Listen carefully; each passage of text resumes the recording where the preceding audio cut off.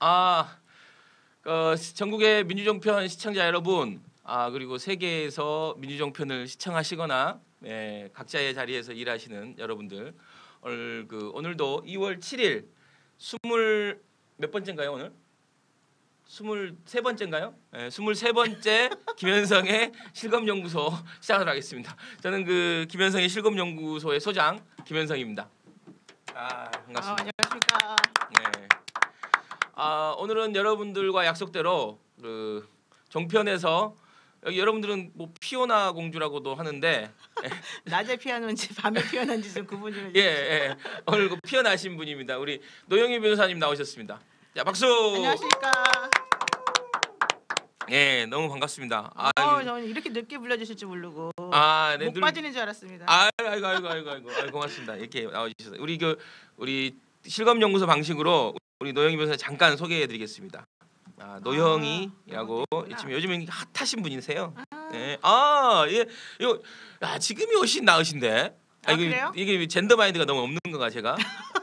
예? 젠더 마인드가 없어요? 아니 이런 거 비교하면 안 되잖아요. 한번 보여주세요. 저 빨리 포털창. 아니 내 거 보여주면 된다니까. 이게 안 보여?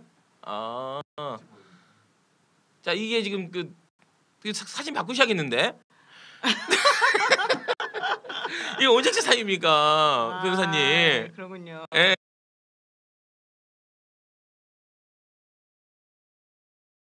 깜짝 놀랐네요. 괜히 보여준 거 아닌가? 예. 여보세요. 노영희 변호사님 68년 8.15 때 태어나셨네. 네, 제가 광복절에 태어났어요. 네, 광복절에 태어나셨고 법무법인 철일. 아니 게스트를 불러놓고 뭐 이름도 제대로 못 읽고 뭐 여기. 철인이 뭡니까? 철인이. 제가 발음이 천자가 안 되네 잘. 천일. 예. 그다음에 성균관대를 나오셨고 경력은 이거 검색해 보세요 가끔. 아니 변호사 경력밖에 없으시네. 경력 되게 많은데. 근데 이게 그 지금 보면 이 다음에 올라와 있는 경력이에요. 2007년에 율진의 변호사였었고, 네 맞아요. 대한변협의 이사였고, 네. 대변인이었고. 그 전에 좀 이력을 좀 간단히 소개해 주세요. 예, 경력이 많으시다면. 전에 제가 원래 덕성여대 심리학과를 나와가지고 석사 박사를 성균관대학교에서 했어요. 그래서 인지심리 전공을 했고. 그 하면서 제가 옛날에 그 영재 교육이 한창 우리나라에 처음 등장했을 때 영재 교육에 뛰어들어서 당시에 김영삼 대통령이던 시절에 그 아드님이 현철과 김인철이 있거든요. 첫째 아들이 김인철인데 그렇죠. 그분의 그분은 조금 좀 이렇게 현철보다 못했다면 이 얘기 있지 않았어요? 바둑을 잘 두시고 바깥 활동 안 하시는 분. 약간 천재기가 천재기는 모르겠어요. 그 아들을 가르쳤는데 내가 희귀꼬머리 뭐 이런 건가? 그것도 모르겠고 김인철 씨의 아들을 가르쳤어요. 그러니까 김영삼 대통령의 김인철 손자. 씨 아들을. 그래서 이번에 김영삼 대통령 저번에 돌아가셨을 때 이렇게 영정 사진 들고 가던 애가 김성민이라는 친구인데 그 친구를 내가 가르쳤었고. 그 친구한테 아버지 뭐 하시냐 물어보면 몰라요 우리 아빠 바둑만 둬요 맨날 그랬었었죠. 프로 바둑 뭐 기사는 아니고. 그건 아니고 근데 집에서 이제 아마 소질거리 하신 것 같아요. 그래서 영재가 그렇게 가르쳤었고 그래서 한 10년 하면서 대학 강사 10년 하면 같이 했죠. 그러다가 이제 그러니까 되게 특이한 박사를 수료하고 고시를 하신 거예요? 박사 수료하고 이제 아기 첫째를 낳고. 애도 낳고? 네, 첫째 딸을 낳고. 와. 99년 10월 25일날 우리 아기를 낳고 2000년에 이제 공부를 시작해서 2003년 12월에 붙었죠. 그래서 이제 천재 아니세요? 그건 아니고 근데 사람 운빨이 되게 좋아요. 완전히 운빨리 인생을 사는데. 대원여고를 나오셨어요, 이분은. 대원여고 나왔는데 덕성여대 나왔다는 거 그거 중요하고요. 대원여고를 나오고 덕성여대를 가는 경우는 대원 외고를 나오고. 덕성여대를 가는 경우는 덕성여대 되게 좋은데 일단 후기기 때문에 제가 전기 떨어져서 그랬고요. 그 다음에 중요한 것은 맥이 끊겼는데 좀 다시 기억을 더듬어 보면 제가 이제 강의를 하면서 사실은 사법시험 공부를 했잖아요. 그때 당시 이제 사법시험 과목이 뭔지도 모르고 그냥 시작을 해가지고 우리 부동산 아저씨한테 물어봐서 했잖아요. 부동산 아저씨가 제가 물어봤죠. 이거 학원에서 공부해야 된다는데 어디서 합니까? 어떤 아저씨가 그 동네 유명한 학원 알려주는 거야. 부동산에 물어본 거예요? 네, 왜냐면 나 모르니까 신림동에 처음 갔으니까. 야, 대박이다. 이런 분도 되네. 그러니까 그게 운빨이야. 여러분 이렇게 공부해도 되는 거예요. 되려면. 그러니까 이게 다 운빨이야. 내가 공부한 것만 나와. 이게 중요한 건데. 그래가지고 헌민영이라고 하는 거를 배우면 된다. 근데 한 번 수강하는데 7,000원 되는 거야. 헌법 뭐 민법. 그래서 헌민영이 뭔지 몰라서 이제 나중에 찾아봤더니 형법이더라. 그래서 7,000원이면 괜찮다 생각해가지고 사실 끊었거든요. 나 읽어봤더니 그 하루치였고 이제 할 게 되게 많더라. 돈도 많이 들고. 어쨌든 그래서 거기 이제 살다가 1학기 때는 시험 보고. 그러니까 1월 달인가 2월 달에 1차를 보고. 아닌가? 12월에 왔나? 하여튼 그러고 난 다음에 합격하고 나면 6월 달에 2차를 봐요. 그리고 나면 이제 2학기 때 할 일이 없잖아요. 2학기 때는 강의를 다시 하고. 이런 과정을 거쳐가지고 제가 어떻게 하다가 보니까 붙었죠. 인기가 되게 많으시네. 제가 나온 것보다 훨씬. 안녕하세요. 바램님 뭐 노변 좋아요. 뉴월드송 깜짝 놀랐다. 이런 분이 나오실 줄 몰랐나 봐요. 뉴월드송님은. 너무 감사합니다. 바램 노변 누나네. 누나. 까마님 반가운 목소리 노영희 변호사님. 바람님만 계속 올리시는 거 보니까. 네, 되게 좋아서 없는 것 같은데요? 아니에요. 태양광님, 다본다님, 까마님 다 있잖아요. 아유 고맙습니다. 아무튼 좀 인사 한번 해주세요. 그래도. 안녕하십니까. 제가 사랑합니다. 아니 근데 그러니까, 저는 사실 되게 예쁜 줄 알았어요. 근데 피오나 공주시잖아. 남들이 나를 안 예쁘다고 한다는 걸 이제 깨달았는데 피오나 공주라니요. 도대체 언제적 피오나입니까? 낮입니까? 밤입니까? 우리 한번 찾아볼까요, 피오나? 아니 하지 마십시오. 피오나 한번 아니 저도 처음 들었어요, 사실. 저도 처음 들었어요. 네, 변호사님 피오나라고 부르는지. 아니 우리 제가 나가는 프로에 피디님이 그러는 거예요. 노 변호사님은 이렇게 제야에서는 따로 부르는 이름이 있다. 그래서 내가 도대체 그게 뭐냐 절대 알려줄 수 없다. 그래서 내가 그때 능히 피오나인가 보다. 그러니까 그러면. 그 피오나가 밤에 피오나 이건가 봐. 밤에 피어나라. 낮에는 그냥 들어가라 이런 거니까. 왜냐면 제가 밤에 술 마시고 노는 걸 좋아하는데. 네, 맞아요. 술 잘하시잖아요. 그때 조명빨로 보면 좀 괜찮아요. 아니 이게 옛날 유명한 금주 광고 중에 있어요. 이거 금주 광고? 또 이거 얘기하면 또 젠더 마인드 없다 그러는데. 이거 진짜 실제 광고에 있어요. 이게 뭐냐면 이게 술을 먹는 시간에 따라서 처음에는 되게 뭐 이제 못생긴 여자가 이제 나왔다가 뭐 실 먹고 10분 뒤에 이 얼굴이 바뀌어요. 여자의 이 얼굴이. 그게 이제 진짜 음주 광고에 있어요. 음주 광고에. 조심하라. 광고에? 네, 광고에. 일종의 이게 술 먹지 말라는 광고에. 여자를 조심하라는 거야. 술을 먹지 마라. 술을 먹으면 이렇게 이거 알았다. 바뀐다. 조명빨, 화장빨, 술빨 3대빨이잖아. 절대 속지 말아라 이런 의미로. 근데 그 중에 하나였군요. 아무튼 네, 죄송합니다. 아무튼 우리 알았어요. 젠더 마인드가 우리가 좀 별로 부족하지만 없는. 원래는 많은데 오늘은 제가 재미를 위해서 없는 걸로. 그렇죠? 오늘은 좀 이렇게 누님 오셨으니까 제가 좀 편하게. 근데 정말 나보다 내가 누나인 거 맞아요? 나보다 동생 아니에요? 저 검색해 보면 이게 몇 년생이에요? 72년생. 우리 막내랑 똑같네. 우리 막내도 72년생. 그래서 제가 항상 사석에서는 이제 뭐 카톡이나 이런데 변호사 누님이라고. 제가 사실 변호사에도 친하고 싶은 분 중에 하나인데 제가 누나가 없어요. 사실 제가 남자들만 있는 집안의 장남이라서 여기 누나들에 대한 약간 그런 게 좀 있어요. 저기 보잖아요. 바람님 너무 정말 애쓰신다. 보세요. 광고했는데 사람들이 안 오네. 그러니까 내가 나온다고 광고를 하셨는데 아무도 안 나와서 본인은 혼자 저렇게 열중하여 이렇게 하고 있다는 거 아니에요? 불쌍하게. 아니 열심히. 임승희님도 오시고 새로운 분들 많이 오셨어요. 나라파라님도 오셨고 오늘 근데 아까 잠깐 얘기하다 말았는데 끊겼는데 시험 봤어요. 그런데 너무 기뻐가지고 그때 당시에 우리 남편하고 딸이 미국에 가 있었었는데 제가 그거 학비 다 됐잖아요. 집 팔아서 대출 받아가지고. 근데 어쨌든 간에 왜냐면 우리도 슬픈 사연이 있어요. 거의 소녀 가정. 아줌마 가정이지. 왜냐면 남편이 그때 명퇴를 당했기 때문에. 명퇴 당하면서 하게 할 일이 없다. 그래서 내가 그럼 가라. 눈에 안 보이는 게 낫다. 이래가지고 보냈잖아요. 그래서 보냈는데 딱 합격이 된 거야. 진짜 이 로망이잖아요. 그러니까 사실 이제 남편이 들어오고 싶을 거 아니야? 들어오지 마라. 일단 들어오면 피곤하다. 이러고 난 다음에 제가 여름방학 때 갔죠. 가서 이제 우리 둘째를 낳고 둘째 이제 아들을 하나 낳고 그리고 이제 와서 그 다음에 연수원을 마치느라고 1년을 제가 휴학해서 원래 45회 사법시험 합격인데 네. 그러면 35기로 들어갔거든요. 네. 연수원 36기로 수료를 했죠. 야, 그럼 지금 애가 둘. 네, 애기가 둘이죠. 애가 둘. 애기는 아니고 애들이 둘이죠. 대단하시네. 야. 아무튼 자 우리 그 또 이 바이오그래피를 잠깐 들어봤고요. 네네. 야 우리 연관 검색어를 쭉 그냥 한 번에 쫙 훑어보시죠 뭐. 보니까 노영희 변호사 남편이 또 남편이 뭐 유명하신 분인가 봐요. 하나도 안 유명합니다. 근데 왜 남편이 지금 이 검색어에 있어요? 아니 남편만 검색어에 뜨는데 네. 자료가 없어서 아무것도 내용이 없습니다. 아 그러면 그런 거 하지 마십시오. 사이 안 좋습니다. 지금 미국 가 있어요? 아예 다 왔습니다. 다 왔어요? 와가지고 계속 망하고 있습니다. 그거 검색하지 마십시오. 되게 괴롭습니다.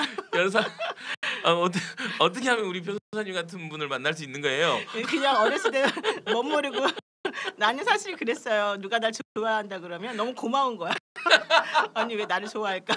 그러니까 우리 엄마가 너는 시집도 못 갈 것 같다 자꾸 말해가지고 진짜 그런 줄 알고 누가 막 좋아한다 그러니까 너무 감지덕지해서 되게 매력적이신데 아니 저 되게 솔직히 제가 몇 번 아니 제가 이제 그러니까 진심이 아니니까 이렇게 나오는 정편에서 나오고 막 몇 번 술자리 하면서 되게 뵀는데 되게 매력적이더라고. 되게 가까워지고 싶은 누나 중에 하나였어요. 저 연하는 싫어합니다.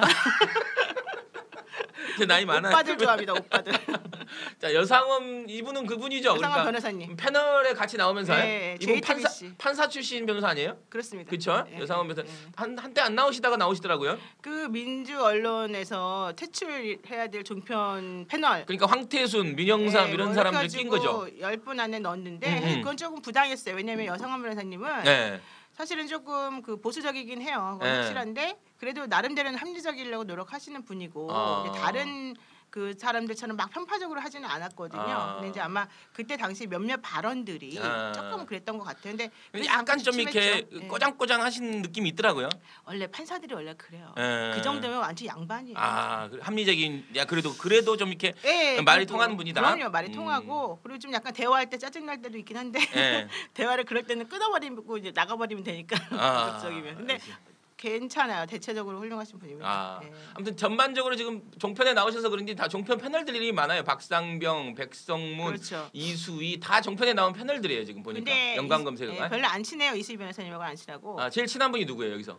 지금 최진봉, 조대진, 장윤선 다 조대진 변호사는 우리 사무실에 있었기 때문에 나오는 것 같고. 조대진은 사무실에 같이 있었어요? 조대진 변호사가 로스쿨 나왔는데 로스쿨 알아요. 나오고 난 다음에 나왔었어요. 그때 로스쿨 나와서 이제 처음에 들어왔을 때 그 우리 사무실에서 같이 했었죠. 그러셨구나.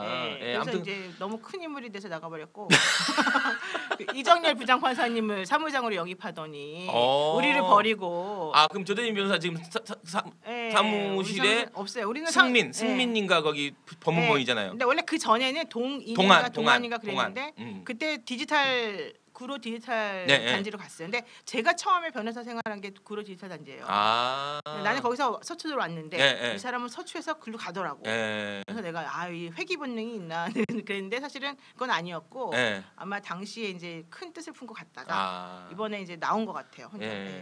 아무튼 여러 연관 검색어는 주로 보니까 종편의 패널로 나오셔서 그런지 종편 패널들이 많은. 어디를 쳐다보고 말해야 되는 거죠, 근데? 여기 그냥 저 카메라. 그럼 저 봐도 돼요. 불편하시. 알겠습니다. 저 여기 호돌이 이게. 그러니까 저는 박수현 청와대 때 대변인한테 받았잖아요, 그거. 그렇죠. 그래서 우리 딸 줬어요.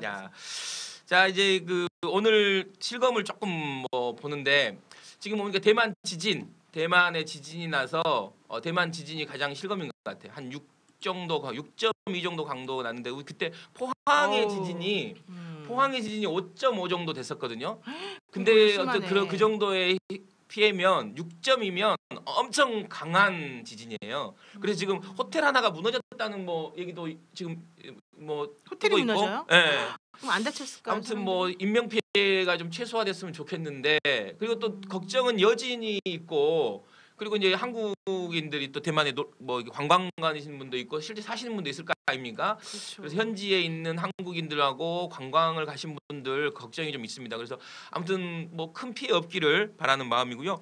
어제 가장 큰 이슈는 뭐니 해도 계속해서 그 미투 운동하고 이재용 재판과 관련된 것 같아요. 그렇죠. 그래서 이재용 어제 우리 변호사님이시니까 이재용 판결, 그러니까 항소심의 선고 지금 집행유예로 난 거지 않습니까?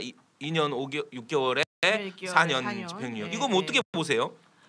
사실 저는 조금 유감스러운 면이 있죠. 제가 이제 재판장이 아니었기 때문에 뭐 증거 관계나 이런 걸 다 보지 않았으니까 함부로 말할 수는 없어요.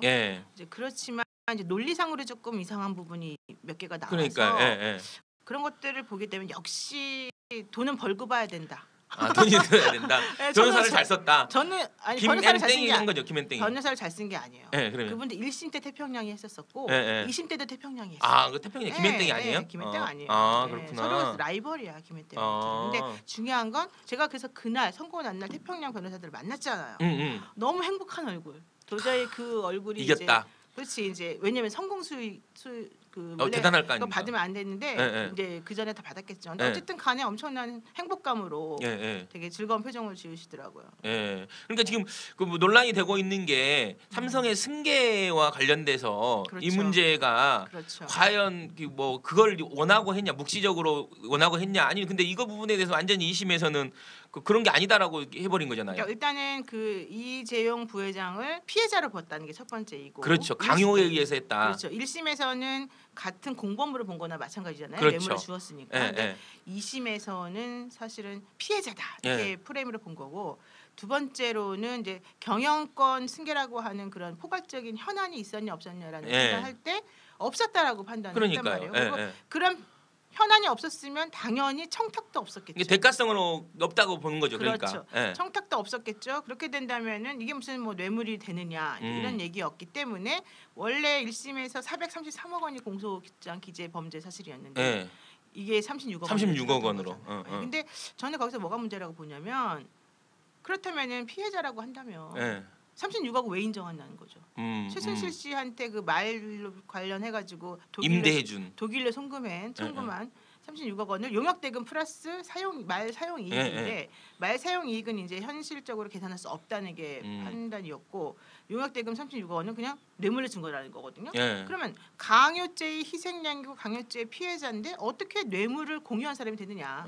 물론 이제 내가 그렇게 말했더니 어떤 그쪽 라인의 변호사님은 저보고 그 얼마든지 공전할 수 있는 거다. 두 개가 다 같이 양립 가능한 거다. 이런 얘기를 하는데 문제는 이 재판부가 겁박을 당했다라고 썼다는 거예요. 그러니까요. 대통령이 겁박, 우리가 일반적으로 재판부가 겁박이란 말을 썼다는 것은 거의 칼 들고 위협하는 수준의 것을 말하기 때문에 거의 이거 탈취한거나 뭐 이게 그렇죠. 완전히 그러니까 무력 내지는 이 사람이 정말 저항할 수 없는 그런 정도의 위험성을 이 사람에게 그 좀 이렇게 눈치를 주면서 뺏었다는 거거든요. 근데 겁박이란 말을 안 썼으면 내가 그냥 수긍하려고 그랬는데 겁박이라는 표현을 쓰는 게 사실은 상당히 대단한 일이고, 또 더 그 표현도 좀 이상했어요. 대한민국 최고 권력자인 대통령이 국내 최대 그룹인 삼성 이런 식으로 썼단 말이에요. 근데 그것도 웃기잖아요. 아무리 대한민국 최고 대통령이라 하더라도 어떻게 국내 최대 재벌 기업을 그렇게 겁박할 수 있는지. 그렇죠, 사실. 그게 좀 이상해서 좀 그 부분이 저는 좀 이해가 안 가고, 두 번째로는 그 문형표는 그럼 뭐냐. 그렇죠. 도대체가 국민연금에 합병 찬성한. 그러니까 이번 사건 같은 경우는 저 잠깐 하나 미리 말씀드리면 문바나 뭐 이런 늑바 이런 거 아닙니다. 그냥 제가 객관적으로 말씀드리는데 어떤 분들이 저보고 뭐 문바냐 이런 얘기하는데 그렇지 않습니다. 저는 그분이 잘하실 때는 좋아하고 잘 못하면 안 좋아합니다. 자, 이제 다시 돌아와서 문형표 이분 또 문씨네. 또 이런 또 깨알 같은 또 유머 코드가 나오네요. 어쨌든 간에 문형표 장관 같은 경우 전 장관은 그렇죠. 지금 자기는 항소심까지 전부 다 유죄가 선고. 그렇죠. 유죄가 난 거지고 홍완선인가? 홍완선 그러면 도대체가 여기는 전부 다 윗선들은 다 풀려나고, 그렇죠. 다 밑에서 수족같이 일한 사람들만 전부 다 잡혀 있는 꼴이잖아요. 알아서 했냐? 그러니까 예전에 그 뭐죠? 조윤선 전 장관의 영장이 기각될 때도 조윤선은 풀어주고 밑에 있는 직원은 구속되고, 김진관 씨 같은 경우 적부심으로 풀려날 때도 밑에 있는 사람들은 다 들어가 있고 혼자만 풀려나고 이런 식이잖아요. 그러니까 약간 이상한데 어쨌든 이번에도 만약에 이 사건이 강요에 의한 것이었고 그런 포괄적 승계 현안이라는 게 없었다고 한다면 그러면 문현표가 왜 쓸데기 없이 남의 일에 나서서, 그렇죠. 남의 일에 그 피해도 많이 주고, 게다가 박근혜 전 대통령은 왜 이재용 씨가 굳이 뭐 부탁도 안 했는데 그냥 돈도 갖다 주고 하라는 대로 다 했는데 네. 왜 굳이 그거를 압박해서 그걸 했을까? 그러니까요. 왜냐하면 그 판결문에 그렇게 나오거든요. 문영표 전 장관은 박근혜의 지시로 이런 식으로 행동에 대한 게 나오기 때문에 그럼 네. 그 판결들하고는 무슨 관계가 있느냐. 그렇죠. 이런 것도 좀 이상하고 네. 또 하나는 안종범의 수첩하고 김영환 전 수석의 민정수석의 비망록을 인정하지 않은 부분도 사실 좀 이상하다. 근데 공무원이 그 일과 연관돼서 쓴 거잖아요. 어떻게 보면. 연관돼서 쓴 건데 네. 사실 이제 그분은 남이 이렇게 했다라고 자기가 그냥 쓴 거니까 네. 사실 그 수첩 그 자체를 형사소송법으로 보자면 인정하기 직접 증거는 어려워요. 아니지만 네, 원래 어려워요. 그렇지만 문제는 그러면 안종범을 불러서 물어보잖아요. 이거 정말 네가 쓴 거 맞냐? 네. 어떻게 썼냐 그랬더니 그때 당시에 있는 거를 보고 내가 썼다. 그대로 썼다고 말했잖아요. 그러면은 그대로 썼다고 말했으니까 이제 전문 증거로 자기가 보고 들은 것을 쓴 거다까지는 인정이 되는 거예요. 네. 그러면 플러스 그것에 대한 증명력이 좀 더 높게 되려면은 이제 더 필요한 게 직접적인 증거가 있어야 되는데 이건 직접적인 건 없으니까 간접 증거로는 인정할 수 있다는 거였거든요. 네. 그런데 김영환 비망록은 좀 달라요 성격이. 왜냐하면 김영환 전 민정수석은 이미 사망자거든. 사망했거든. 우리가 사망한 사람을 안종범 씨처럼 불러서 물어볼 수가 없잖아. 그렇죠. 그럴 땐 어떻게 해야 돼요? 그 사람이 비망록을 작성한 그 당시의 특별한 상황이 신빙성이 있었냐 없었냐 이걸 보고 판단하거든요. 이게 바로 특신 상태라고 하는 건데 그런 특신성을 인정할 수 있는지 없는지가 관건이었는데 김영환 전 수석의 그 비망록이 그렇게 정말로 거짓이 아니고 진실을 적은 것이라고 판단하려면은 기타 여러 가지 것들하고 비교를 해보면 맞아요. 그렇죠. 그때 당시 여러 그 상황이 다 정황들을 맞잖아요. 그리고 그 정책이나 청와대에서 난 것도 맞고 안종범 수첩하고도 거의 일치한 내용이 많고 그렇다면은 김영환 씨 비망록은 사실은 저기 간접 증거로 어쨌든 인정을 해주어야 되는 거야. 직접 증거는 아니라 하더라도. 그렇죠. 그러면 김영환 씨의 증거가 인정이 되면서 나머지 것들도 다 연관되니까 말이 맞다. 우리가 그럼 그렇게 합리적으로 추론해볼 수 있지 않을까라고 생각할 수 있는 거잖아요. 그렇다면 왜 그것들을 증거를 전부 다 날려버렸냐. 그러니까 이걸 날리니까 영사독대도 없어지고 다 거짓말이 돼버리고 지금 남아있는 안종범 씨의 수첩을 기준으로 한 모든 재판이 전부 다 엉터리 재판이 돼버렸어요. 근데 다른 재판에서는 또 이 두 가지 수첩의 증거 능력이 있었기 때문에 인정해서 그렇죠. 또 그 유죄를 받은 거잖아요. 그러니까 1심도 마찬가지요. 그러니까요. 그러니까 이분만 아주 독특하신 거죠. 그러니까 이건 뭐 그 재판부의 독특함이라고 봐야 되는가요? 어떻게 보면? 일단은 저는 돈의 독특함. 두 번째로는 돈을 많이 주니까 변호인들이 엄청 열심히 했을 것이고. 왜냐하면은 공판이 끝난 다음에 선고하기 전까지 좀 시간이 있었는데 특검은 돈도 못 받으면서 그냥 몇십 개의 의견서를 맨날 냈대요. 그러니까 그렇게 내니까 또 우리 그럼 반박을 해야죠. 그래서 더 많이 내고. 그러니까. 제가 예전에 박지원 완전 귀찮겠구나. 네, 박지원 그 전 국회의원 현 국회의원이죠. 박지원 국회의원의 그 정치자금법 위반 사건을 한 적이 있었는데 한번 그게 4년 걸렸어요. 그 저축은행 말씀하는 거죠? 근데 4년 걸렸는데 그때 아주 미치는 줄 알았어. 왜냐하면 검사가 4명이 나와가지고 걔는 특수부 검사들이었는데 4명이 나와가지고 맨날 의견서를 내는 거야. 그럼 여기서 반박해야 많이. 근데 우리가 답을 안 할 수 없잖아. 그렇죠. 그걸 다 내가 써. 아주 어깨 빠지는 줄 알았어. 공부 많이 엄청나게 많이 하고. 그럼 박지원 대표는 좀 돈 좀 많이 줬어요? 박지원 대표 나름대로는 많이 주셨지만 뭐 제가 보기엔 그런데 중요한 건 그게 아니라 저쪽에서 내면 이쪽에서 반박을 안 할 수가 없다는 거죠. 그러니까 내가 아주 미친 줄 알아서 한 번에 막 100페이지씩 쓰는 거야. 쓴 얘기 또 쓰고 쓴 얘기 또 쓰고 똑같은 얘기. 근데 어쨌든 이겼으니까 내가 지금 웃으면서 말하는 거지. 내가 만약에 그 당시에 졌으면 나도 슬펐겠죠. 근데 중요한 건 그런 식으로 공방이 치열하게 전개가 되다 보니까 변호사들도 열심히 하고 이재용 재판에서 또 이 그 특검도 지금 거의 그냥 그 명예가 달려 있고 목숨이 달려 있는 거잖아요. 그렇죠. 엄청 열심히 했거든요.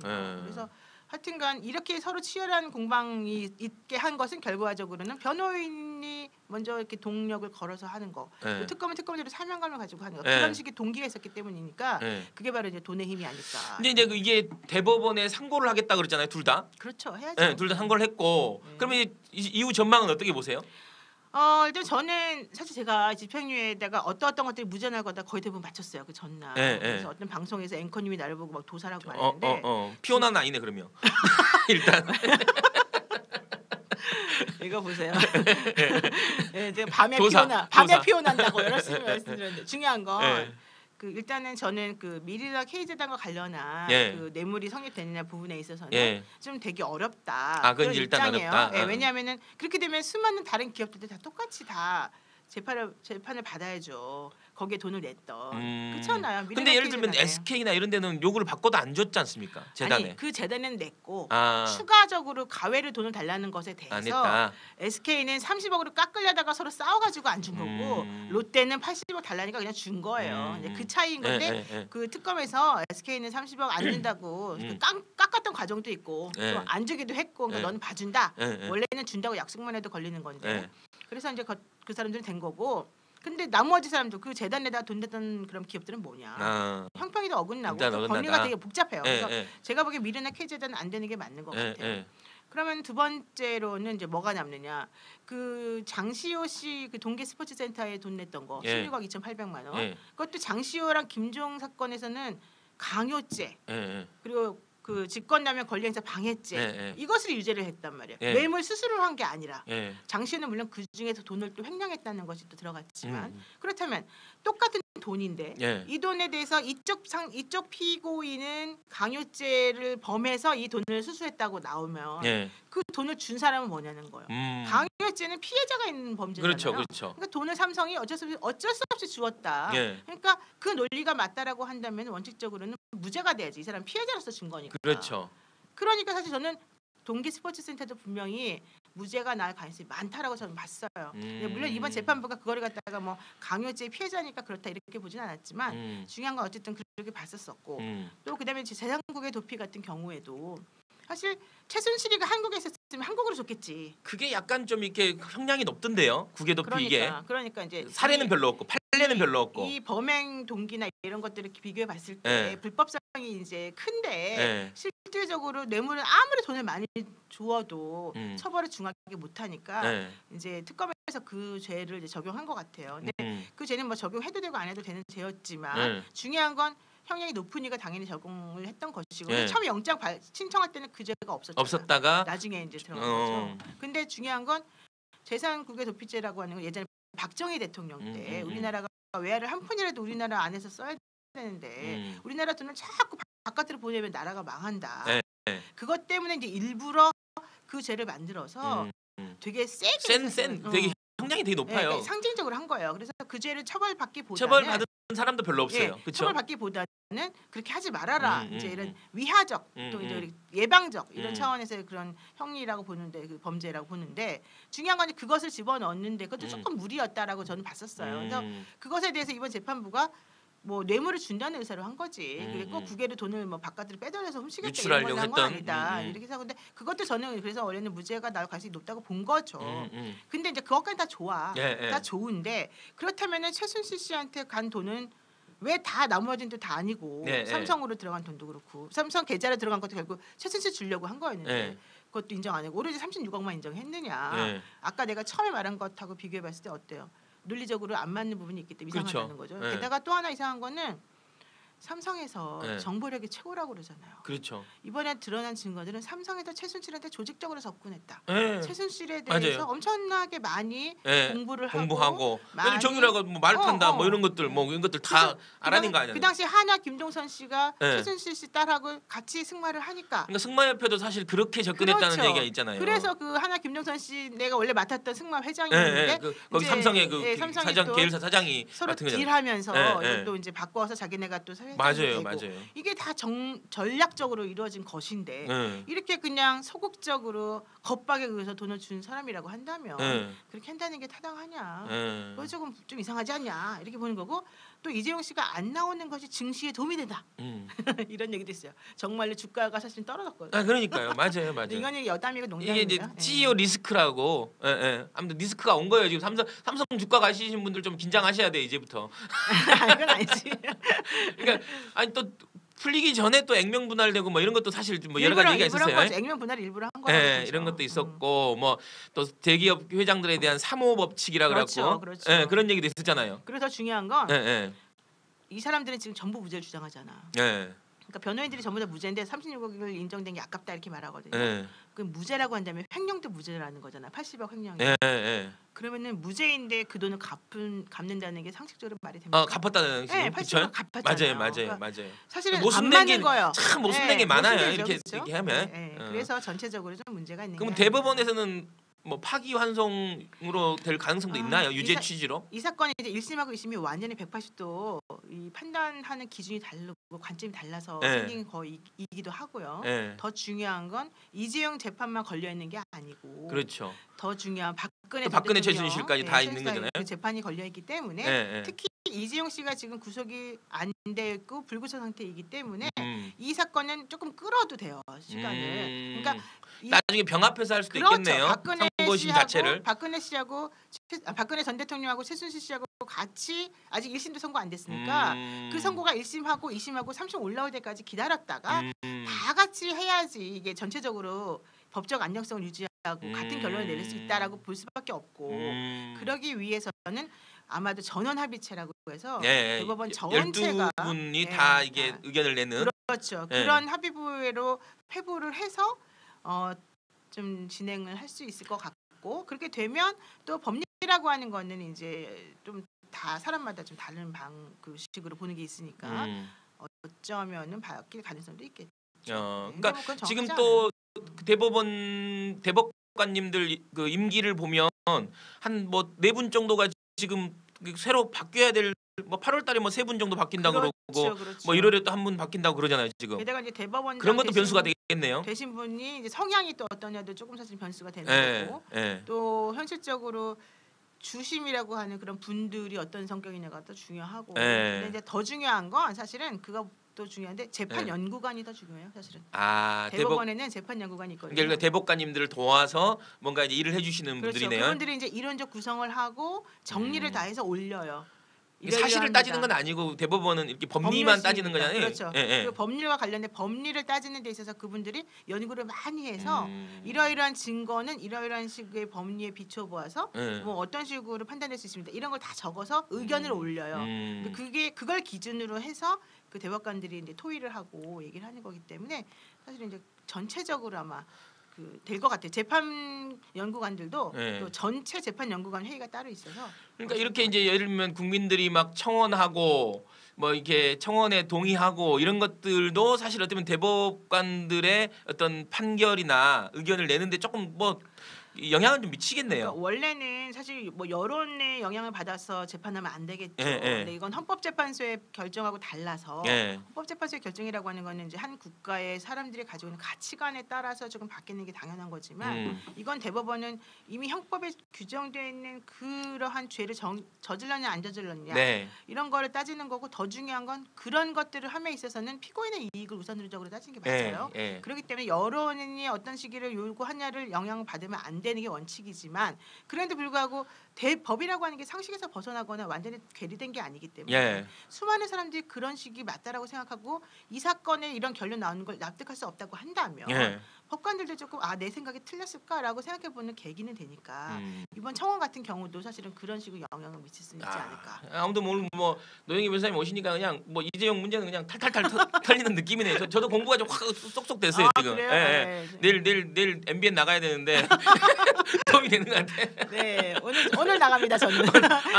많이 오늘 저녁 MBN 뉴스와이드에 나가십니다. 오늘 노영희 변호사님께서는 저는 내일 나가고요. 아무튼 자 뭐 아무튼 오늘 벌써 또 시간이 됐네요. 거의 시간이 됐는데 너무 아쉬워요. 하나만 조금 이 의견을 듣고 요즘 뭐 그 미투 운동 서지원 검사의 폭로로 이야기된 미투 운동이 여러 영역까지 확대되고 있지 않습니까? 그렇습니다. 근데 사실 저는 궁금한 게 서지원 검사 건도 그렇고 저기 지금 우리 안미연 검사가 또 강원랜드 문제로 그렇죠. 본인이 부당한 이렇게 요구를 받았다라는 얘기했지 않습니까? 만약에 이런 게 사실이 되면 어떤 처벌을 받는 거예요? 전 사실 그건 좀 궁금하더라고요. 그런 게 이제 전형적인 직권남용 직권남용 될 수 있겠죠. 내지는 이제 검사의 정당한 업무를 방해했기 때문에 업무 방해가 될 수도 있을 것이고요. 근데 지금 저는 이제 내일 안 그래도 미투 운동과 관련해서 저도 내일 금요일 날 JTBC 밤샘 토론에 나가서 그 얘기를 할 건데 이제 미투 운동 같은 경우에는 이제 사실 그동안에 억눌리고 우리가 이건 성추행인가라고 생각하지 못했던 그렇죠. 그런 것들이 성추행일 수 있다. 그리고 상대방은 매우 불쾌할 수 있었고 그렇다면 이건 범죄가 될 수 있다는 것을 사람들에게 알리는 계기가 되기 때문에 매우 중요하다고 봐요. 그런데 또 한편으로는 우리 사회가 너무 급격하게 바뀌다 보니까 오히려 남성이든 여성이든 간에 사회 그동안에 이제 생각해왔던 여러 가지 그런 그 가치관이나 문화 같은 것들이 있었는데 그 안에서 자기는 의도하지 않게 나는 이걸 그냥 정말 순수한 마음에서 이렇게 예를 들면 서로 그냥 정말 좋게 화합을 잘해보자라는 의미로 어깨를 치거나 뭐 이렇게 할 수 있었다. 그러면은 그거 난 아무 의도 없이 했는데 그것도 무조건 전부 다 너는 잘못한 거다, 추행한 거다라는 식으로 상대방이 얘기를 한다는 거죠. 그러면 그게 상대방에 대한 추행일 수 있구나라고 하는 걸 인식할 수 있는 시간이 필요한 거예요. 그 개인에게 있어서. 그러니까 그게 바로 과도기적인 상황에서 나오는 건데 우리나라는 사실 그동안 그런 것에 대해서는 전혀 생각을 안 하고 있다가 갑자기 이 몇 년 사이에 이게 바뀌었단 말이에요. 그럼 남성분들이 그동안 혹은 여성분들 마찬가지고 그동안에 자기가 받아왔던 교육이나 가치관하고 안 맞아버리기 때문에 자기는 억울할 수가 있어요. 그분 입장에서는. 그러면 우리가 저 사람은 억울할 수 있겠지만 우리는 그게 아니고 이제는 그렇게 하면 안 됩니다라는 쪽으로 이제 나아가서 좀 계도하고 이런 걸 하는 것이 필요한데 이제 그런 거 없이 다짜고짜 무조건 막 그 사람들이 나쁜 사람이라는 식으로 이제 몰고 나가는 것도 사실은 조금 경계를 해야 될 부분이 분명히 피해자가 있다. 생길 수 있겠네. 그 과정에서. 그래서 저는 이제 그런 양쪽의 것을 조금 균형 있게 보는 시각이 필요하다라고 보고요. 이번에 하나 제가 이제 재밌는 얘기 하나 해드리면 시간이 있나요? 네, 있어요. 한 2분 남았어요. 2분. 어제 이제 그 MBC 방송 뉴스에서 그 이런 식으로 이제 여성 검사들이 문제를 제기하니까 이걸 인사 불만에 대한 거다라는 식으로 몰아가는 것은 옳지 않다. 그런 식의 이제 인터뷰를 할 건데 그런 거에 동조하시는 변호사님 있으시면 알려달라 저한테 그랬어요. 그래서 제가 그거를 알려주기 위해서 여러분들한테 전화를 받더니 의외로 말하기 싫습니다. 이렇게 나오는 거예요. 표현하기 싫다는 거예요. 의외로. 그래서 그분 섭외하는 게 사실 힘들었었는데 그게 바로 이제 그런 식으로 자신의 가치관이나 의견을 표현하기를 되게 부담스러워하는데 첫 번째. 두 번째는 아직까지는 그런 것들에 대해 100% 공감하지 못하는 그런 부분들이 있다. 그런 걸 제가 느꼈거든요. 그러니까 지금 현재 이제 이런 상황에 대해서 무조건 남자분이 잘못이다, 무조건 여자가 피해다 이런 건 아니지만 지금 제가 봤을 때는 이제 상황 자체가 우리나라 좀 변화하는 시기인 것 같아서 과도기적인. 그 상황에 대한 이해를 먼저 조금 하면서 이 사건을 같이 해결해 나가면 좀 좋지 않을까 싶습니다. 예.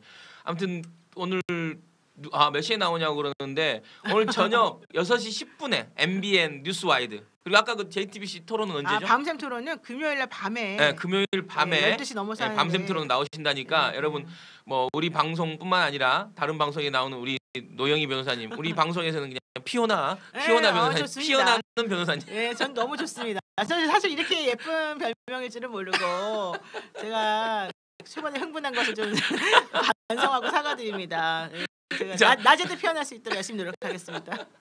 자, 우리 시청자 여러분들께 채팅창에 뭐 시청자 여러분들께 한번 잠깐 인사드리고 또 바람바람님, 무적교주님, 까마님, 곽수경님, 그다음에 없는데요. 트탄. 트럼프? 네, 트탄이라 그래 저분은. 트럼프님, 트럼프님. 네, 트탄. 트탄님. 하여튼 모두 감사드리고요. 이제 한 페이지에 나와 있는 분들만 제가 이름을 부른 거 거릅니다. 태양광님 있으신. 고맙습니다. 앞으로 좀 자주 좀 불러주세요. 노변 때문에 보고 있대요. 오, 고맙습니다. 사실 저는 이런 방송이 맞아요. 자주 나오세요. 나는 방송 나가서 들어요, 좀 애매하게 말하는 거 좀 사실 싫어하는데 또 뭐 이렇게 내가 안 말하면 PD한테 전화 미리 좀 조심해 주세요. 약간 공부하는 방송인 것 같아. 자주 오셔갖고 제가 좀 공부 좀 해야 할 것 같아. 제가 너무 아는 거 알려드리겠습니다. 사건 사고 쪽은 제가 약해갖고 이 변호사님들이 사건 사고도 강하거든요. 근데 저는 약간 이게 영어도 좀 낯설고 그래갖고 좀 힘들어요 사실. 법률적 이런 거 공부 열심히 해요. 그래서 저도 막. 정말 제가 존경합니다. 그리고 오늘은 우리 노영희 변호사님 보내드리고 또 나오실 거죠? 네, 가끔 나오셔서 놀아주세요 이렇게. 고맙습니다. 고맙습니다. 네. 자, 아무튼 오늘 우리 그 김현성의 실검연구소 오셔갖고 큰 캐릭터 하나 얻어가신 우리 노영희 변호사님, 피오나 공주님, 우리 좋습니다. 열심히 보내드리죠. 박수. 막판에 뭐 장미환님 시원한 평은 보고 있습니다. 똑똑해요 노변님, 뭐 곽수경님, 안녕하세요. 네. 고맙습니다. 자, 오늘 그 두 번째 손님 그 순천에서 오셨죠? 안녕하세요. 어제 목포에서 뵙고. 맞습니다. 오늘 순천에서 오신 허유인 의원입니다. 허유인 그 의원님. 예. 예, 여러분들 한번 박수 한번 쳐주세요. 네. 예, 안녕하세요. 순천에서 온 허유인입니다. 재선 의원이고요. 대한민국 국가정원이 있는. 전화 받으세요. 우리 전화 받아도 돼요. 우리는 좋은 방송이네요. 날방송 전화 받아도 돼요. 꼭 이럴 때 전화가 안 오다가 또 이럴 때 옵니다. 유명한 분이면 받으셔야 돼. 받으셔서 아니 우리 원우 정치대학 원우가 있는데 총무국장이 지금 전화 왔네요. 아 그래요? 안 받으셔도 되는 거죠? 예, 안 받아도 됩니다. 자, 우리 그 실검연구소 방식으로 다시 이제 허유인 좀 잘 모르시죠? 우리 노영희 변호사님은 우리 종편에서 많이 보셨기 때문에 잘 아시는데 허유인이라고 이렇게 다음에서 이건 뭐 사진이 뭐 완전히 너무 옛날 사진인데 이건 또? 예, 그때는 2008년도 제가 JC 회장할 때 그때 나갔던 사진이고 2010년도에 첫 시의원 선거 때 했던 사진. 너무 정보가 너무 없는 것 같아요, 의원님. 예. 별로 신경 안 쓰고 일만 열심히 하다 보니까. 여기 이제 다음에다가 이렇게 연락을 하면 이거 다 넣어줘요. 학력, 경력. 예. 근데 너무 의원님 치고는 너무 아무것도 없는데. 아 그런가요? 67년생이라는 거. 그리고 뭐 소속만 있고 학력, 경력이 좀 들어가야 돼요, 의원님. 경력요? 예, 너무 많아서 저기 여야제 된 거 귀찮아서. 이거 이제 요청하면 바로바로 해줘요 요즘에는. 제가 그게 2010년도 초선 의원 때 위원회만 30개 정도를 했었거든요. 그래서 뭐 보통 제가 지금은 한 6개 정도 하고 있으니까. 그럼 이력을 좀 조금 경력을 한번 설명을 좀 해주세요. 여기 없으니까. 아니 우리 설명을 해주셔요. 우리 시청자들한테 어떤 이력을 갖고 계신지. 너무 많아가지고 그 위원회 활동을 한 것은 쭉 당기면 돼요. 위원회 활동한 것은 뭐 생각이 안 날 정도로 좀 많고 이제 그 중에 하나 좀 했던 건 국가정원을 우리 대한민국 그 정원박람회장을 국가정원으로 만드는데 그런데 이제 그 위원회 활동을 해서 시즌 의원 되시기 전에는 뭐 어떤 활동을 좀 하신 거예요? 저는 기자 이제 제일 처음에 이제 전남대학교 나왔고요. 어머니께서 우리 집안이 좀 정치 집안입니다. 그래서 막둥이만큼은 정치를 제발 좀 안 했으면 좋겠다. 그래서 한라그룹에 그룹공채로 들어가서 한라 시멘트에서 근무하다가 일반 그냥 회사원으로 근무하시다가 11년 근무하다가 이제 명태 자살 위기까지 가고 뭐 이러다가 명태를 받으니까 좀 그러더라고요. 그러다가 그때가 IMF 때? IMF 때 한라그룹이 제일 먼저 망했죠. 근데 이제 그걸 통과했죠. 저희들은 그래야 살아남았는데 나중에 그 프랑스 회사 라파제라는 회사에서 이제 인수를 해가지고 나중에 이제 어느 정도 궤도에 올라서 이익을 내니까 이제 정리해고를 하더라고요. 우리 그 냅킨 화장지 좀 갖다 주죠. 여기가 덥네요. 너무 더우신가봐. 여기 나는 지금 추워갖고 목도리 하고 있는데 지금. 우리 또 이 의원님께서 멀리 순천에서 급하게 달려오시느라고 지금 보니까 이게 좀 이렇게 조금 이렇게 예열이 필요하신 것 같아요. 여기 사석에서 보면 엄청 재밌으신 분인데.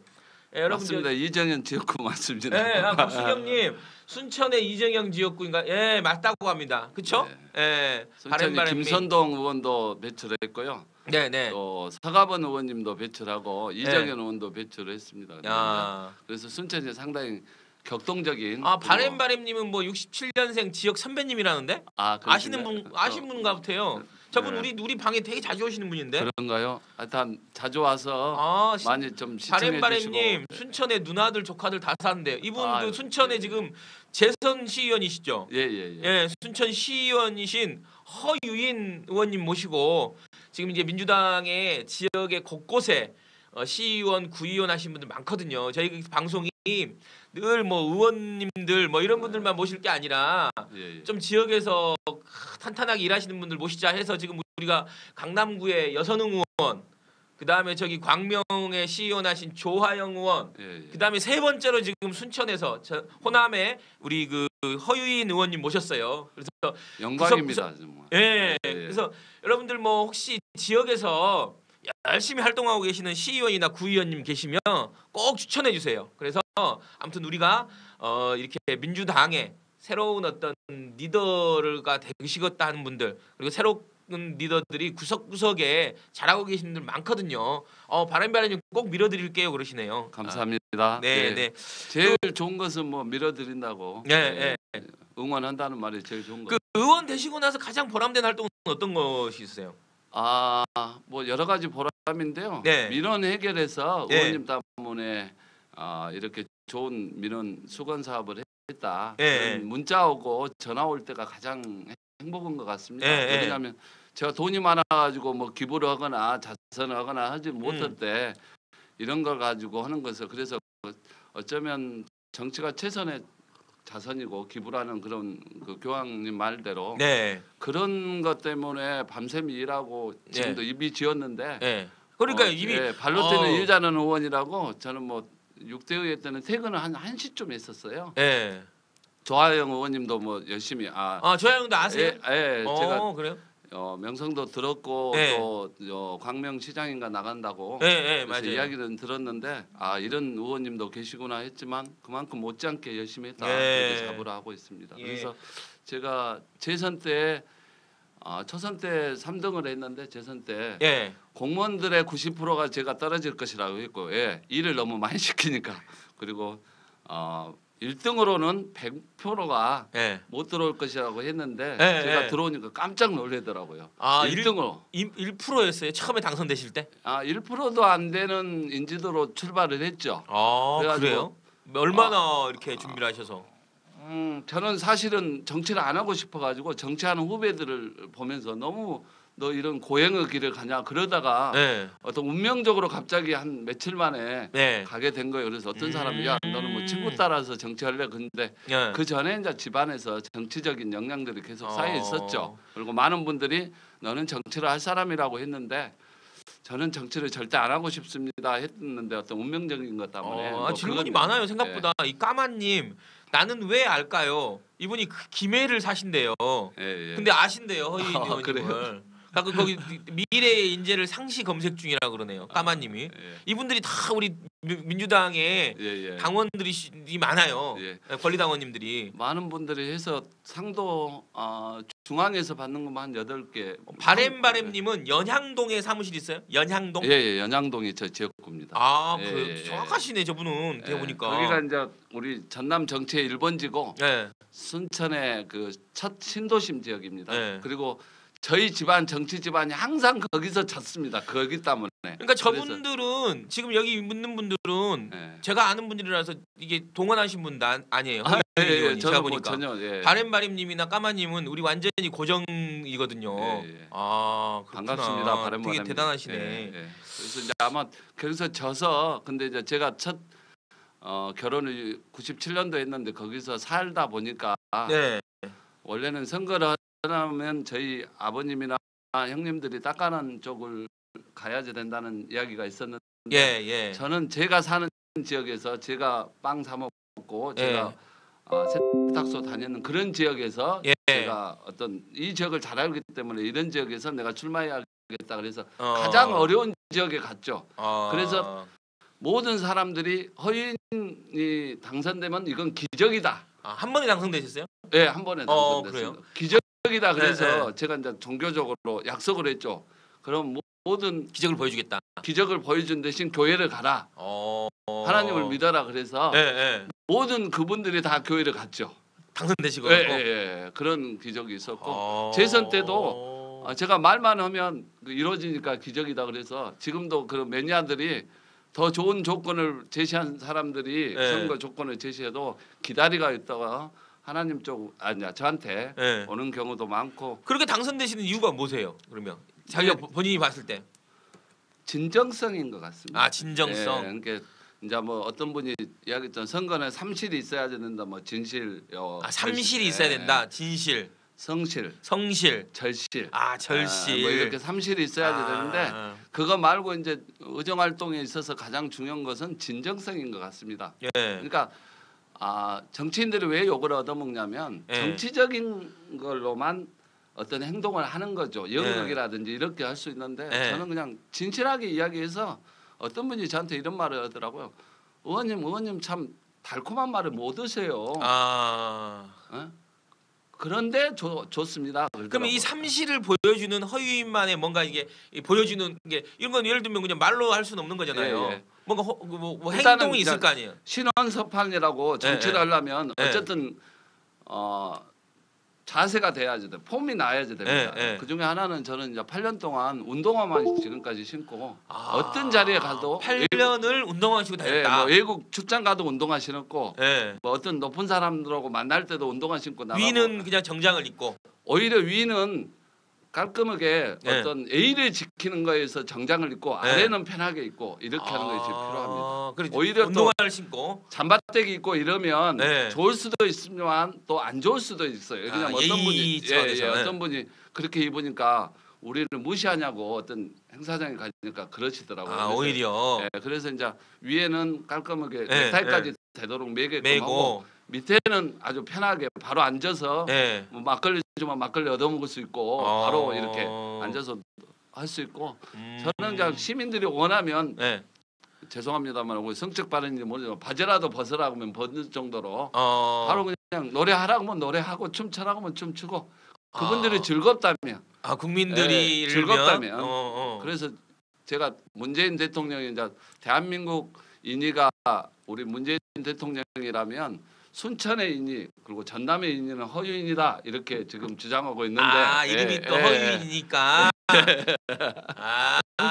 이렇게 주장하는데 제가 잘하는 몇 가지 중에 하나가 대통령님 보다는 제가 노래하고 춤은 좀 잘 추는 것 같아요. 그래서 이제 선거 때 우리 문재인 문파들 많아요. 아이고 죄송합니다. 저도 초창기 노사모였고요. 초창기 노사모였고 2010년도 선거 때도 우리 문재인 대통령 낙선하실 때도 제가 활동했었고요. 그래서 저는 그때 이제 우리 그 노장님 노무현 대통령 할 때 저희 집안이 이제 사실은 이인재 쪽에 제안도 받고 그랬었어요. 그랬는데 나중에 이제 우리 노무현 대통령이 민주당 후보로 됐을 때 우리 형님이 최초로 우리 동생이 나를 배신했다 할 정도로 저는 노무현 대통령 그 노장 그쪽에 처음부터 해가지고 나름대로 저 스스로 열심히 그 대통령을 만들어 보는 사람이 되고 싶다는 그 꿈이 있었어요. 왜냐하면 그 전까지는 전라도 쪽에서는 대통령이 된다는 꿈에 대한 좌절감들이 있었어요. 그래서 대통령을 만들어 보는 그 우리나라 대한민국에서 제일 큰 이벤트를 한번 해보고 싶다. 그랬는데 나중에 그분들이 네가 노무현 대통령 노장 돼가지고 당선시키면서 됐지 않냐 했는데 그걸로 이제 만족하려고 그랬는데 결국 여기까지 끌려와서 그러니까 운명의 수레바퀴가 저를 지금 재선 의원까지 만들었어요. 그러니까 뭐 보니까 뭐 바람님은 되게 가까운가 봐요. 매형이 라이온스 클럽이래요. 그러신가요? 임재빈님 독실한 기독교 신자시군요. 진정성이 참 중요하다. 그리고 국민을 왕으로 섬기는 마음가짐. 측은지심인 것 같습니다. 저는 이제 불의한 강자한테는 강합니다.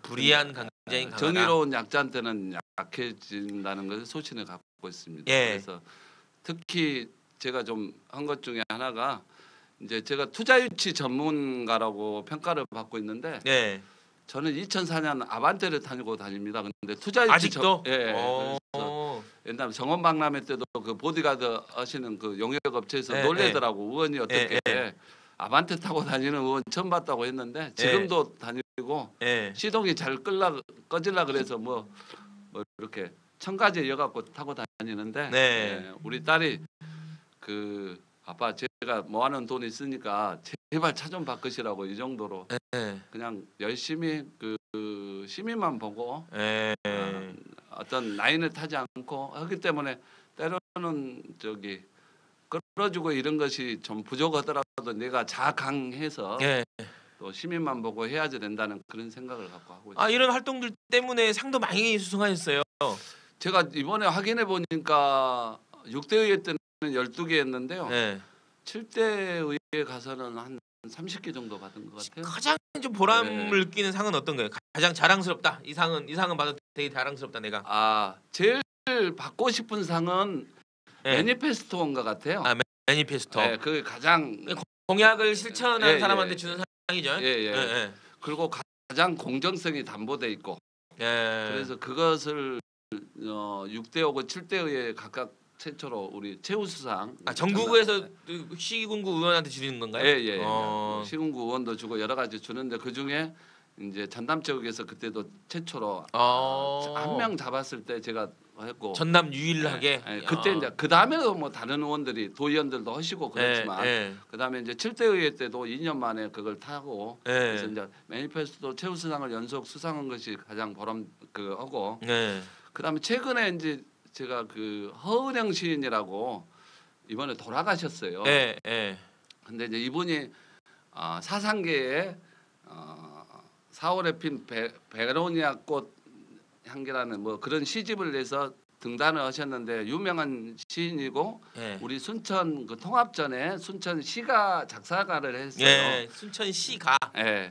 작사가를 했는데 이분이 그냥 농민으로서 농사일을 지으셨어. 그래가지고 이제 순천 문학에서 이번에 그 상을 주려 그러는데 순천 문학상을 주려 그러는데 시집이 한 권도 없는 거예요. 그래서 이제 제가 그 5분 발언을 통해서 몇 번의 촉구 좀 어렵게 해가지고 이번에 시집을 낸 순간 이분이 돌아가셨어요. 그래가지고 만약 그게 안 됐으면 그렇게 타이밍이라는 게 중요하잖아요. 그렇죠. 그래서 제가 몇십억씩 도와준 사람도 안 도와줬는데 그쪽 라인에서 제가 한 3,400만 원 이렇게 지원케 해줬는데 감사패 줬는데 거기에 그 감사패 받을 때 그것을 환호해주고 나한테 고맙다고 해주는 사람들 때문에 제가 그 어떤 상보다 그 감사패 받을 때 기분이 좋았습니다. 그러니까 지역에 문인을 꿈꾸는 분의 시집을 내주고 아니 문인은 꿈꾼 게 아니라 문인이었는데 시집을 안 냈다는 거예요? 시집을 안 냈어요. 그런데 이제 상을 문학상을 주려고 했는데 시집이 있어야지 문학상을 주거든요. 그래서 그 시집을 만들게 해주고 났는데 그분이 돌아가셨어. 근데 문인이었는데 시집을 한 권도 안 내셨어요? 농사일을 지으신 거예요. 그래가지고 이제 다시 책을 안 내셨구나. 지역의 문인들이 이분들 시집 만들게 해주라. 이렇게 해가지고 저희들이 현천 사업 하게 돼서 이제 이후에도 며칠 전에도 같이 식사하면서 이후에도 평전도 쓰고 뭐 이렇게 현천 사업. 우리 이분들은 이 차에 관심이 많으시네. 차 아반떼 2004년식 탄다 그랬더니 막 좀 더 중고차라도 사시라고. 계속 타려고 겁니다. 더 타시라고 아니 바꾸시라는 거예요. 근데 이제 이거 있잖아요. 저희들이 순천시 예산이 28만 좀 넘는데 1조 한 2천억 돼요. 엄청 크잖아요. 다른 시군에 벌써 엄청 많아요. 그렇죠. 예를 들어서 광명이 35만인데 뭐 1조 7,500억 뭐 이 정도밖에 안 되더라고요. 안양시가 58만인가 되는데 1조 3,400억 정도 되는 거예요. 그러면 우리가 뭐 2배인데도 우리가 훨씬 많은데 그중에 돈이 제일 많다는 도시건설위원장을 내가 전반기를 했었어요. 뭐 제가 아반떼 타고 다니다 갑자기 차를 좋은 차 타면 뭐라 그러겠어요. 저놈 돈 받아가지고 어디서 또 받아서 안 그래도 의원들 하는데 그래서 이제 제가 이제 요즘에는 경제진흥과 문화경제위원회 쪽으로 왔는데 투자유치 전문가예요. 우리 시청에서 제일 똑똑한 과장이 MOA안을 갖고 왔어요. 근데 내가 항상 투자 유치에 대해서 아주 적극적으로 여러 가지 방어를 해주고 있어요. 근데 제일 처음에는 이제 그 제 친구인데 또 제가 반대를 하니까 또 반대를 한다는 거예요. 알고 보니까 정말로 재판에 보면 이 MOU 안 갖고는 질 수밖에 없는 MOU 안이 있는 거예요. 그래서 내가 13가지를 주무관 붙여놓고 이틀 밤을 검토를 해갖고 주니까 대한민국에 이런 MOU 안은 없다. 이후에 모든 투자 유치는 이걸 샘플로 삼아서 투자 유치 이게 잘하시다는 거잖아요. 그렇죠. 그 정도로 제 자랑 좀 했습니다. 아무튼 그리고 이제 그분들이 이번도 1,200억짜리 순천랜드 사건 할 때도 엄청나게 제가 90% 이상 언론에서 맞았어요. 투자 유치를 반대. 그것도 우리 지역에 내 연양동에. 예를 들어 1,200억짜리 투자 유치를 안 가져오면 정말 사람들이 난리 날 것 같잖아요. 그랬는데 나중에 그걸 막았습니다. 막았는데 이제 그것이 투자가 아니라 투기성이 있어서 막았는데 나중에 그 땅값을 40만 원에 팔라는 사람들이 지금 한 100만 원 넘은 거예요. 몇 년 사이에. 그러니까 이제 저한테 와가지고 고맙다고. 내가 만약 그때 팔았으면 속 터져 죽을 뻔했다. 허인 의원이 막아줘 보여줘서 그때 그렇게 90% 95%가 언론뿐만 아니라 모든 사람이 저를 비판하고 할 때 내가 당당하게 맞서고 물론 우리 의회에서도 우리 의장님이 막아줬지만 그렇게 해서 당당하게 막아가지고 우리 의장님마저도 삼선 의원이신데 아주 똑똑하신 분이거든요. 법대 나오셔서 똑똑하신 분인데 내가 어떻게 이걸 못 봤냐 허윤이가 보고 할 정도로 그래서 지금 그 지역의 그 어떤 재산이라든지 우리 경제 유출이라든지 이걸 막아서 저는 되도록이면 시민들이 조금이라도 혜택을 받을 수 있어요. 그 중에 하나가 이제 일자리인 것 같습니다. 공공에서 일자리를 많이 창출하고 이번에 우리도 정규직화 시켰는데 알고 보면 정말로 임금 단가가 너무 약해요. 근데 저는 제대로 일을 시키고 제대로 돈을 줘야 된다고 생각합니다. 그래 공공에 가면 또 행사 같은 데 보면 재능 기부라는 말을 많이 해. 뭐 예술 단체. 그러면서 사실은 중앙에서 오신 막 가수들한테는 몇 천만 원 쉽게 써요. 매력성이. 그러면서 지역에서 뭐 가수나 누가 하면 재능 기부로 좀 공짜로 해줘. 뭐 이런 게 하는 거예요. 그러니까 더 발전이 안 된 겁니다. 근데 이 인건비만큼은 제대로 주면 예를 들어 7만 원 받을 사람이 10만 원 받아가면 그날 삼겹살이나 하나 더 끊어가는 거예요. 소주라도 한 잔 더 마시는 거예요. 그러면 그것이 경제적 선순환 구조가 일어나는 거죠. 맞습니다. 순환 구조가. 그러니까 저는 인건비만큼은 정말로 한 만큼 제대로 줘야 된다 이런 생각을 갖고 있습니다. 여전히 채팅창은 차 얘기로 계속 까마님 뭐 창원 시의원들은 외제차를 타고 다니신답니다. 그런가요? 창원은 이제 건설 그만해야 된다 그러고 막 아유 채팅창에서 난리네요. 아무튼 오늘 그 노영희 의원님 노영희 패널이 조금 앞에서 좀 길게 하는 조금 길어지는 바람에 우리 그 시의원님 조금 줄여서 제가 하겠는데 그 오늘 그 어찌됐든 먼 길 오셨는데 우리 그 실검연구소 지금 우리 시청자 여러분들한테 꼭 이 말은 좀 하고 가야겠다. 뭐 신천에서 내가 멀리서 왔는데 전 이제 지역 한마디 하겠다. 지역 의원으로서 지역이 잘 살아야지 대한민국이 사는 것 같습니다. 근데 지역 사람들은 어떤 생각을 하냐면요. 물론 대통령이 어떻게 되시고 국회의원님이 어떻게 되신 것도 중요합니다. 근데 그분들 도의원님이 어떻게 되신 것도 중요합니다. 그분들이 그 모든 예산이나 이런 것을 정책적인 것 큰 것은 가닥을 쳐주시지만 실제적으로 그것을 집행하고 피부에 닿는 사람들은 기초의원들이요, 지방의원들이요, 시군구 의원들이에요. 근데 뿌리는 지방을 두면서 머리나 관심은 항상 중앙을 두고 있어요. 우리 시의원이 지금 어떻게 일을 하고 있고 내 이야기를 어떻게 듣고 있고 관심을 가져야 된다. 가져야 되는데 시의원, 구의원 물론 그 뭐 대한민국 이슈에 대해서 관심을 갖는 것은 중요하지만 그렇지만 가장 중요한 것은 특히 지방 의원들이 어떻게 변화에 따라서 지역이 바뀝니다. 그렇죠. 그러기 위해서는 가장 중요한 건 뭐냐? 막걸리 사주고 뭐 자기 친불친 그것이 아니라 정말 일 열심히 할 수 있는 의원들 그런 사람들이 지방의회를 와가지고 특히 이번 자치분권 돼서 지방이 분권화되면 안 그래도 예를 들어서 대통령님은 국회라도 있기 때문에 견제도 있잖아요. 여당 야당. 근데 지역은 시장 편은 얼마 안 돼요. 의원들이. 그렇기 때문에 시장이 자기 편으로 만들면 마음대로 할 수가 있습니다. 그렇죠. 그걸 견제하고 자기 돈 아니듯이 자기 돈처럼 써버리는 그런 시장을 견제할 수 있는 것은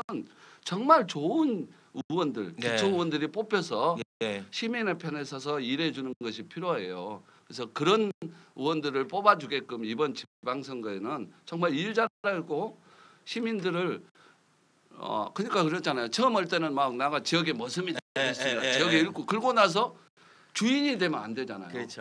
그러니까 지금 올해 뽑아야 될 사람은 우리 시민인 주인을 주인답게 모시고 주인 모신 만큼 일꾼을 할 만큼 일을 할 수 있는 그런 정말 그런 진정성 있고 공약을 지키고 자기 약속을 지킬 수 있는 그런 의원들을 뽑아야지 대한민국이 지방자치 분권화 되더라도 그 잘못하면 오히려 더 그래서 그런 얘기 하잖아요.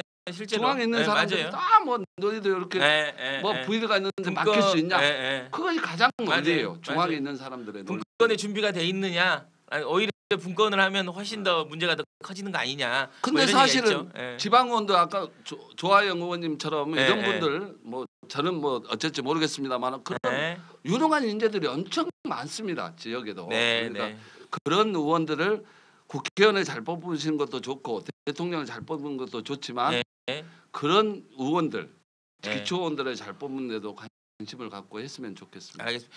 여러분 그 민주정편 시청하는 시청자 여러분 그리고 김현성의 실검연구소를 매일 와주시는 우리 그 채팅창을 이렇게 해주시는 뭐 까마님, 트타님, 바램님, 뭐 아무튼 그 또 태양강님, 아무튼 우리 그 허유인 의원님의 말씀 명심했으면 좋겠어요. 그러니까 여러 개 유명하고 위에 있는 분들만 알려고 하지 마시고 실제 지역의 시의원, 구의원이 상당히 중요한 역할을 해요. 여러분들 생활과 삶에. 그래서 여러분들도 좀 관심 갖고 지켜봤으면 좋겠다라는 말씀. 제가 한 말씀만 더 드려요. 어떤 분이 왔습니다.